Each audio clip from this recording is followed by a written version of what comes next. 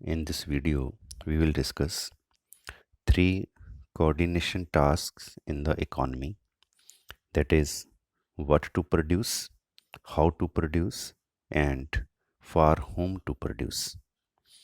So which commodity be produced and how much of it, that is the output section. Which commodity be produced means what to produce, कौन सी चीज़ पैदा करें and कितनी पैदा करें, how much of it. Who should produce it and how. This is the how to produce, कैसे पैदा करें. That is the organizing production. And who should consume and how much of it. किसके लिए पैदा करें, कौन उसको कंज्यूम करेगा. That is the distribution section. So these three basic problems, what to produce, how to produce, and for whom to produce, will be discussed in this video.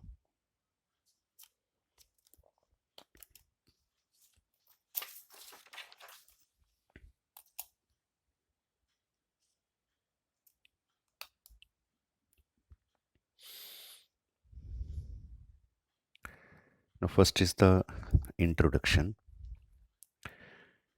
Economics is mainly concerned with the achievement and use of material requirement to satisfy human wants. जो economics है उसका जो main concern है वो क्या है कि humans की जो मटेरियल रिक्वायरमेंट्स हैं चीज़ों की उसको सेटिस्फाई करना. Human wants are unlimited, as we know, and productive resources such as land and other natural resources, labor, raw materials, capital, with which to produce goods and services to satisfy those wants are scarce or limited. ये हम सब जानते हैं. We all know that human wants are unlimited. और ये जो wants हैं, इन wants को जिन चीज़ों के साथ पूरा किया जाता है उन चीज़ों को बनाने वाले जो रिसोर्सेस हैं, जैसे लैंड है, नेचुरल रिसोर्स है, लेबर है, रॉ मटेरियल है, कैपिटल है, वो सारी चीज़ें लिमिटेड हैं.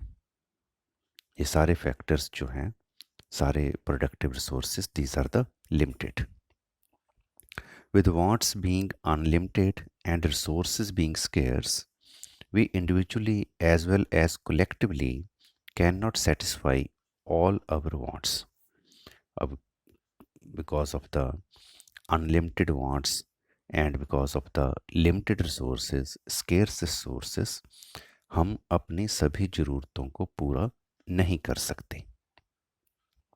This gives rise to the problem of how to use scarce resources to attain maximum possible satisfaction.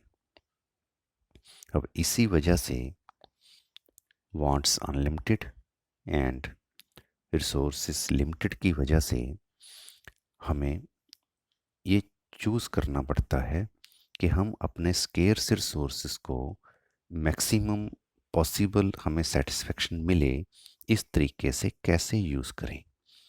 This is generally called the economic problem, और यही मेन इकोनॉमिक प्रॉब्लम है. Thus, each economy has to face the following three major problems. Because of limited resources and unlimited wants, each economy faces these three problems: what to produce, how to produce, and for whom to produce. Thus, an economy has to allocate its resources. तो करना क्या पड़ता है, हमारे पास जो resources हैं यही land, labour, capital, जिनसे हम चीज़ों को पैदा करते हैं, इन रिसोर्सेज को हम एलोकेट करते हैं, डिस्ट्रीब्यूशन करते हैं कि कौन से रिसोर्सेज, कितने रिसोर्सेज, कौन सी चीज़ें कितनी क्वांटिटी में पैदा करनी चाहिए. And choose from different potential bundle of goods, कौन सी चीज़ें पैदा करें, that is what to produce. Select from different techniques of production, that is how to produce. कौन सी चीज़ें पैदा करें, कैसे पैदा करें. And decide in the end who will consume the goods, that is for whom to produce, और किसके लिए पैदा करें।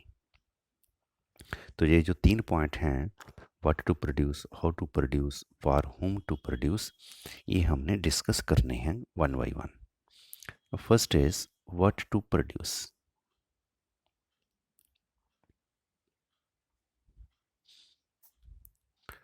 This means that what goods and in what quantities, कौन सी गुड्स और कितनी क्वांटिटी में are to be produced by the society. क्योंकि हमारे पास रिसोर्सेज लिमिटेड हैं, तो because no society can produce all the goods and services it wants. अब हम सारी गुड्स को तो पैदा नहीं कर सकते क्योंकि हमारे पास रिसोर्सेज लिमिटेड हैं, इसलिए हमें चूज़ करना पड़ता है कि कौन सी गुड्स को हम पैदा करें। An economy must choose among various goods and services. Thus, the question of selecting goods for production implies which wants should be satisfied and which ones to left unsatisfied. तो जैसे ही हम गुड्स को choose करेंगे, it means हम ये decide करेंगे कि कौन सी ज़रूरतें हम अब पूरी कर लें, कौन सी ज़रूरतें हम पोस्टपोन कर दें। सपोज एक्स एंड वाई दो गुड्स हम हमारे पास ऑप्शन है, आइदर हम एक्स पैदा करें और वाई पैदा करें। मान लो हमने डिसाइड कर लिया कि हम एक्स पैदा करें, इट मीन्स हम एक्स की ज़रूरतों को पूरा कर पाएंगे क्योंकि हमारे पास एक्स गुड आ जाएगी। एक्स गुड के बेस पे हम अपनी ज़रूरत को पूरा कर लेंगे। बट वाई गुड क्योंकि हमने पैदा नहीं की, इट मीन्स वाई गुड के बेस पे जो हमारी ज़रूरत है उसको हम पूरा नहीं कर पाएंगे, उसको फिर हम क्या करेंगे, पोस्टपोन करेंगे। In other words, it is to be decided which type of goods should be produced. तो ये डिसाइड किया जाता है कि कौन सी गुड्स प्रोड्यूस की जाएं। कंज्यूमर गुड्स प्रोड्यूस की जाएं, प्रोड्यूसर गुड्स प्रोड्यूस की जाएं, जनरल गुड्स प्रोड्यूस करें, capital goods, civil goods, defence goods. तो ये सारा हमने डिसाइड करना है। जैसे ये कंज्यूमर गुड 1 2 3 4 5 6 तरह की यहाँ गुड्स लिखी हुई हैं। मान लो consumer goods 1, producer goods 2, general goods 3, capital goods 4, civil goods 5, defence goods 6। यहाँ पे जैसे 6 की एग्जांपल है, तो 6 में से अगर 6 ही पैदा करनी है तो कौन सी गुड कितनी क्वांटिटी में, ये भी डिसीजन लेना है। The second aspect is that what should be the quantities of the goods, कितनी quantities में पैदा करें, that are to be produced, that is the allocation of resources। क्योंकि अगर हम प्रोड्यूसर गुड्स को ज़्यादा क्वांटिटी में पैदा करेंगे, इट मीन्स जो हमारे पास रिसोर्सेज हैं वो इस गुड को पैदा करने में लग जाएंगे, तो बाकी गुड्स के लिए रिसोर्सेज कम रह जाएंगे। इट मीन्स जब हम गुड्स की क्वांटिटी को डिसाइड करते हैं, इट मीन्स हम रिसोर्सेज की एलोकेशन भी करते हैं कि कौन से रिसोर्सेज किस तरह की गुड्स के ऊपर ज़्यादा लगा दिए जाएं। Because firms in turn are motivated by the desire to maximize profits, and profits depend upon the use of resources. Thus, firms have to allocate resources in such a way that can give maximum profits. अब ये simple सी बात है कि कौन सी goods हम ज़्यादा पैदा करेंगे। फर्म का जो मेन मोटिव है, फर्म का मोटिव है मैक्सिमम प्रॉफिट अर्न करना। तो कोई भी फर्म उसी गुड को ज़्यादा पैदा करेगी जिस गुड को पैदा करने से उसको ज़्यादा प्रॉफिट मिलेंगे। For example, an increase in the price of milk and a reduction in the price of eggs. अगर मान लो मिल्क की प्राइस इंक्रीज हो जाए और एग की प्राइस कम हो जाए, these are the signals to farmers to raise more cows and fewer chickens। अगर मान लो मिल्क की प्राइस बढ़ गई, इट मीन्स मिल्क प्रोड्यूस करना ज़्यादा प्रॉफिटेबल है, तो फार्मर्स क्या करेंगे, ज़्यादा कॉज को रेस करेंगे। अगर मान लो एग्स की प्राइस कम हो गई, इट मीन्स एग्स में अब ज़्यादा प्रॉफिट नहीं है, तो चिकन फ्यू रेस करेंगे, ज़्यादा चिकन्स को रेस वो नहीं करेंगे। तो इस हिसाब से मार्केट जो है वो गाइड करती है। In a free market economy means जहाँ गवर्नमेंट का इंटरफेरेंस नहीं होता, the choice of what goods and in what quantities should be produced is made by the interaction between private firms, that is organizing production on the one hand, and consumers who whose wants are to be satisfied by producing goods and services on the other. अब market में कौन सी चीज़ें पैदा करनी चाहिए और कितनी क्वांटिटी में पैदा करनी चाहिए, ये कैसे डिसाइड होता है? ये डिसाइड होता है on the basis of demand, क्योंकि कंज्यूमर्स जो हैं वो मार्केट में चीज़ों की डिमांड करते हैं। अब कौन सी चीज़ की मार्केट में वो डिमांड करते हैं, इससे डिसाइड होगा कि क्या पैदा किया जाए, व्हाट गुड्स, और कितनी डिमांड करते हैं, उससे डिसाइड होगा व्हाट क्वांटिटीज, कितनी क्वांटिटी में पैदा किया जाए। So the price mechanism means demand supply, the determination of price with the help of demand and supply in the market. So price mechanism plays a very important role in free market economy. तो price mechanism जो है वो decide करता है what goods and in what quantities should be produced. However, in a free market economy today, government also influences the choice of goods to be produced. But government जो है वो भी थोड़ा बहुत इन्फ्लुएंस करती है कि कौन सी गुड्स को पैदा किया जाए। क्यों? क्योंकि गवर्नमेंट जैसे प्रोडक्शन के ऊपर टैक्स लगा दे या सब्सिडी दे दे तो उसी हिसाब से गुड्स डिसाइड हो जाती हैं और क्वांटिटी डिसाइड हो जाती है। इजी हो जाता है फर्म के लिए किसी गुड को कम प्रोड्यूस करना या किसी गुड को ज़्यादा प्रोड्यूस करना। This was the first problem, what to produce. The second problem, how to produce. This means with what methods or techniques a society will decide to produce goods. अब इसका मतलब है टेक्निक को decide करना, method को decide करना। It refers to selection of technique to be used for production of goods and services that consumers want. तो जो goods and services कंज्यूमर चाहते हैं वो किस टेक्निक से पैदा किया जाए। There are various techniques to produce a good that are available in the market. अब टेक्निक्स बहुत सारी हैं। The best way for producer to meet price competition and maximize profits is to keep cost at the minimum by choosing the efficient method of production. अब कोई भी producer, कोई भी firm जिसका मेन मोटिव है प्रॉफिट अर्न करना, उसकी कोशिश क्या होगी कि किसी भी चीज़ को पैदा करने के लिए कौन सी टेक्निक यूज़ की जाए जिस टेक्निक के साथ वो अपनी कॉस्ट को मिनिमम रख सकें। क्योंकि अगर वो कॉस्ट मिनिमम रखेंगे और अगर वो एफिशिएंट मेथड होगा प्रोडक्शन का, कॉस्ट मिनिमम हो और प्रोडक्शन मैक्सिमम हो, तभी फर्म को ज़्यादा प्रॉफिट होंगे। So it combines the factors of production in such a manner, जो भी लैंड लेबर कैपिटल फैक्टर्स हैं उनको ऐसे कंबाइन करना so that maximum output is produced at the minimum cost. तो मैक्सिमम आउटपुट पैदा हो, कम से कम खर्चे पे हो, using least possible scarce resources, और हमारे जो स्केर्स रिसोर्सेज हैं वो ज़्यादा यूज़ भी ना हो। Generally the techniques are classified as, जो प्रोडक्शन टेक्निक्स हैं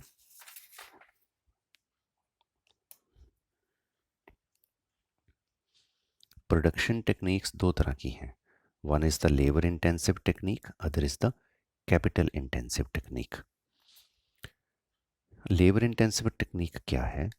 अ technique which involves comparatively more units of labour and small doses of capital is called capital labour intensive technique.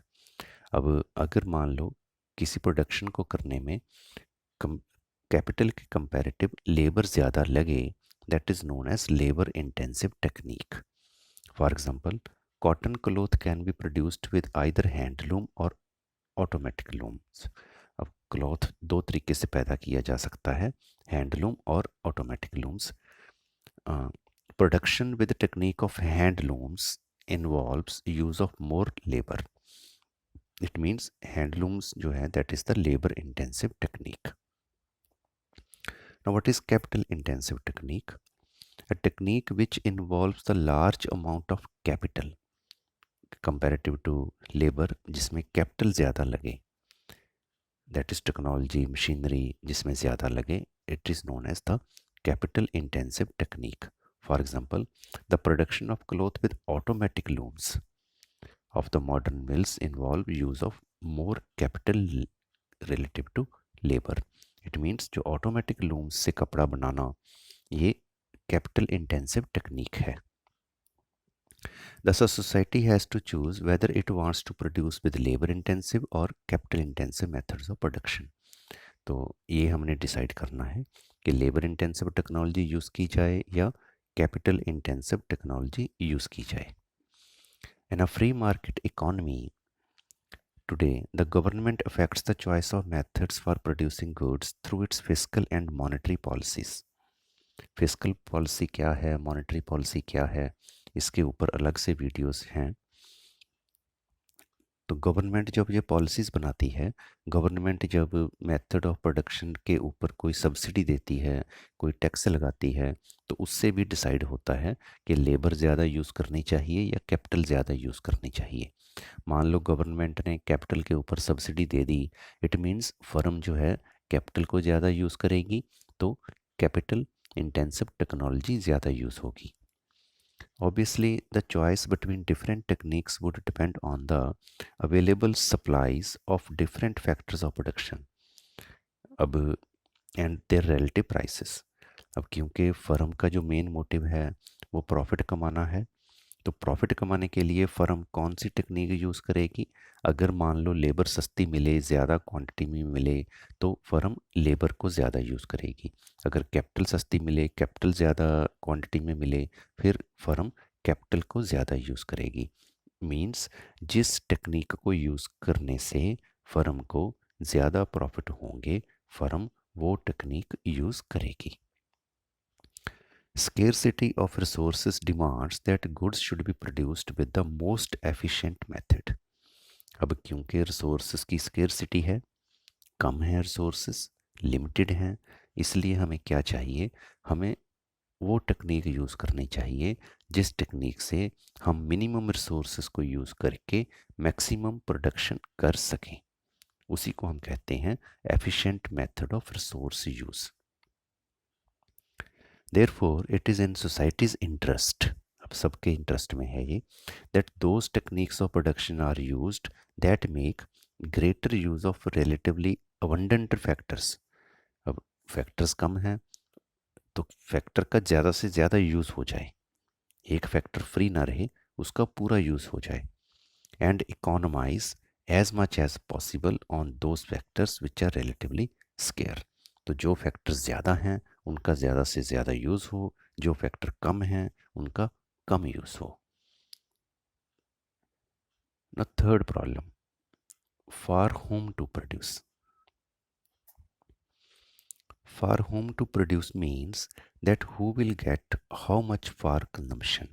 तो इसका मतलब है किसको कंजम्पशन के लिए कितना अमाउंट, कितनी क्वांटिटी गुड की मिलेगी, कौन सी गुड मिलेगी. It deals with the way the output is distributed among the members of the society. तो अब जैसे मान लो टीवी बने, टेलीविज़न, तो जिन जिन ने टेलीविज़न बाय किया, इसका मतलब उनके लिए मार्केट में टीवी प्रोड्यूस हुए. तो किस किस के पास टीवी चला गया, इट मीन्स वो आउटपुट डिस्ट्रीब्यूट हो गया सोसाइटी में. Those individuals who possess the most valued skills or own a greater amount of other resources will receive higher income. अब क्या होगा, जिन लोगों के पास स्किल है, जिन लोगों के पास अदर रिसोर्सेज हैं, या कहो जिन लोगों के पास इनकम अर्निंग ज़्यादा है, इट मीन्स उनके पास ज़्यादा इनकम है तो वो ज़्यादा प्राइस पे कर पाएंगे चीज़ों की. इट मीन्स मार्केट में जितना चीज़ पैदा हुआ किसी भी क्वांटिटी में, वो ज़्यादा बाय कर लेंगे. अगर लोग वो चीज़ को, किसी भी चीज़ को ज़्यादा बाय कर सकते हैं, जो लोग रिच हैं, इट मीन्स उन लोगों के लिए मार्केट में प्रोडक्शन हुआ तो वो ही लोग मार्केट में ज़्यादा कंजम्पशन करेंगे चीज़ों की. Also, it means how the national product is to be distributed among the members of the society because productive resources and the resulting output being scarce, we can't satisfy all wants of people.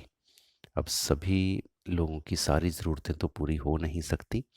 जो लोग market में price पे करके चीज़ को bye कर सकेंगे वो चीज़ को बाय कर लेंगे। इट मीन्स आउटपुट उनके लिए ही पैदा हुआ। Therefore, a society has to decide who should get how much from the total output of the goods and services. In a free market economy, government also influences the incomes of the people through taxes, subsidies, or other government expenditure programs. अब poor लोग चीज़ को use कर पाएँ, poor लोग market से चीज़ को bye कर सकें, इसके लिए गवर्नमेंट क्या करती है? गवर्नमेंट डिफरेंट तरह की सब्सिडीज देती है, डिफरेंट तरह की गवर्नमेंट प्रोग्राम चलाती है खर्चे वाले लोगों के लिए, ताकि सारे लोग चीज़ को बाय कर सकें, या कम से कम जो ज़रूरी चीज़ें हैं वो सारे लोग बाय कर सकें। These are the three problems: what to produce, how to produce, and for whom to produce. Now, what is the solution of these trio economic problems? अब इसका solution क्या है? अब इस डायग्राम को अगर हम देखें, इस फिगर को अगर हम देखें, what to produce, how to produce, and for whom to produce, there are this is the two sector model. ये टू सेक्टर मॉडल है। दो सेक्टर कौन से हैं? एक बिजनेस फर्म है, एक हाउस होल्ड सेक्टर है। अगर इसको थर्ड सेक्टर मॉडल बनाना हो तो हम गवर्नमेंट को ऐड कर सकते हैं, और अगर इसको फोर्थ सेक्टर मॉडल बनाना हो तो हम फॉरेन सेक्टर को ऐड कर सकते हैं। तो अभी ये टू सेक्टर के बेस पे बनाया है।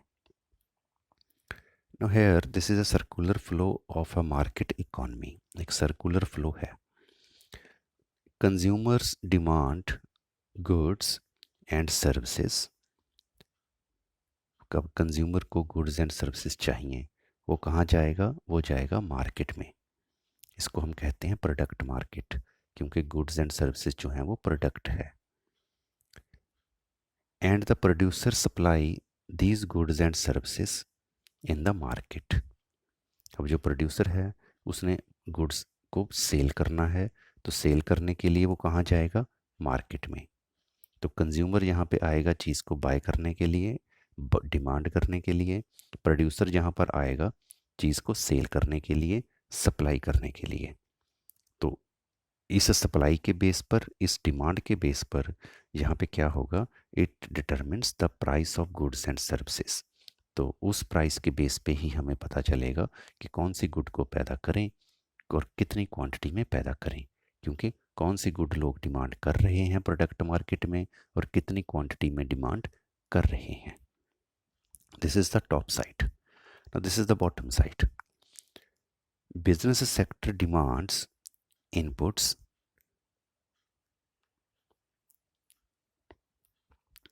अब जो लेबर है, कैपिटल है, लैंड है, these are the factors of production. तो इस बिजनेस सेक्टर को, फर्म को चीज़ें पैदा करने के लिए फैक्टर्स ऑफ प्रोडक्शन चाहिए। तो फैक्टर्स ऑफ प्रोडक्शन की ये डिमांड करते हैं, उसके लिए वो आते हैं फैक्टर मार्केट में। अब जो कंज्यूमर्स हैं, हाउस होल्ड सेक्टर है, दे सप्लाई सर्विसेज फैक्टर्स। तो ये सप्लाई करने के लिए आते हैं, बेचने के लिए अपनी लैंड को, लेबर को, कैपिटल को फैक्टर मार्केट में। तो फैक्टर मार्केट में फिर क्या होता है? फैक्टर मार्केट में वेज, रेंट, इंटरेस्ट, प्रॉफिट, ये चीज़ें डिटरमिन होती हैं। और कौन सा इनपुट अवेलेबल है, कौन सा इनपुट ज़्यादा सप्लाई में है, उस इनपुट के हिसाब से टेक्निक डिसाइड होती है कि कैसे चीज़ को पैदा किया जाए, हाउ टू प्रोड्यूस। अब जिसके पास इनपुट्स ज़्यादा हैं, इट मीन्स वो ज़्यादा इनपुट सेल करेगा, तो उसके पास इनकम भी ज़्यादा होगी, वही ज़्यादा चीज़ों को बाय करेगा, तो वही डिसाइड हो जाएगा for whom goods are to be produced. So finally, it is concluded from this chapter that every human society, whether it is advanced industrial nation or planned economy, must confront and solve these 3. Fundamental economic problems. तो these are two books. ये दो books हैं जिनमें से ये topic बनाया है। सेल्वर्टर, Dominic सेल्वर्टर की बुक है principles of micro economics, 5th edition है, ये ऑक्सफोर्ड यूनिवर्सिटी प्रेस है। सिमुलसन एंड नॉर्डस की बुक है इकोनॉमिक्स, टाटा मैकरा-हिल पब्लिकेशन है ये। For the better understanding, for more detail, you can refer these two books. Thank you. Thanks for watching this video.